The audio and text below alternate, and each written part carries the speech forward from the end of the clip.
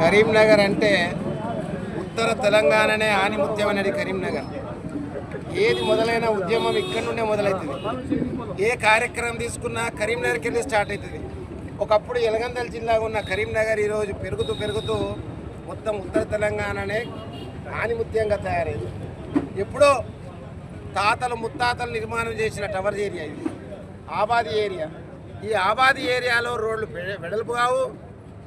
ఉన్న దుకాణాల చిన్న దుకాణాలతోటే చనిపోయినా కానీ, చావుకైనా కానీ, సున్నాయికైనా కానీ ఇక్కడికెళ్ళే వ్యాపారం సాగిస్తుంటారు.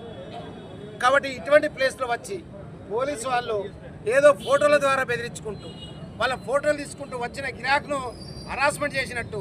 ఆ గిరాక్ ఎలా రావాలి? కరీంనగర్ టవర్కి రావాలంటే 2 వీలర్ ఆర్ 4 వీలర్. సరే 4 వీలర్ కంటే ఎక్కువ 2 వీలర్కి వచ్చి చాలామంది వాళ్ళ ఫోటోలు తీయడం, వాళ్ళకి జుర్మానా వేయడం దీన్ని మేము పూర్తిగా వ్యతిరేకిస్తున్నాం. ఇది వ్యాపార వాణిజ్య వర్గాలపై దాడి. ఇది కేవలం టవర్ ఏరియా కాదు, మొత్తం కరీంనగర్ జిల్లాలో ఉన్న వ్యాపార వర్గాలు వ్యాపారాలపై జరుగుతున్న దాడి. కాబట్టి దీన్ని మేము పూర్తిగా ఖండిస్తున్నాం.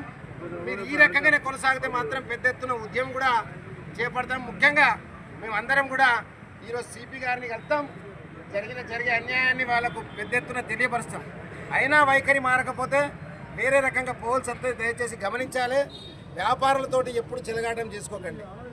వ్యాపార వర్గాలు వాళ్ళ దందా వాళ్ళు చేసుకొని బతుకుతారు, ఎవరికి ఇబ్బంది పెట్టరు.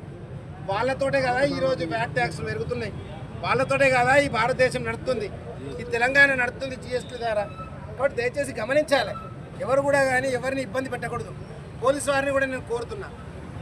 మొత్తం ట్రాఫిక్ అనేది ఇక్కడనే కాదు, రాష్ట్రంలో దేశంలో ఉంది. హైదరాబాద్లో సుల్తాన్ బజార్ ఎట్లనో, కరీంనగర్లో టవర్ సర్కిల్ అట్లా. మరి సుల్తాన్ బజార్లో వెహికల్ పోతున్నావా? వెహికల్ ఆగుతున్నావా? సుల్తాన్ బజార్ తీసేస్తారా? బేగం బజార్, సుల్తాన్ బజార్ ఇవన్నీ ఏంది? కరీంనగర్లో టవర్ ఏరియా అంటారు దాని పెద్ద సమస్య కాదు ఇది.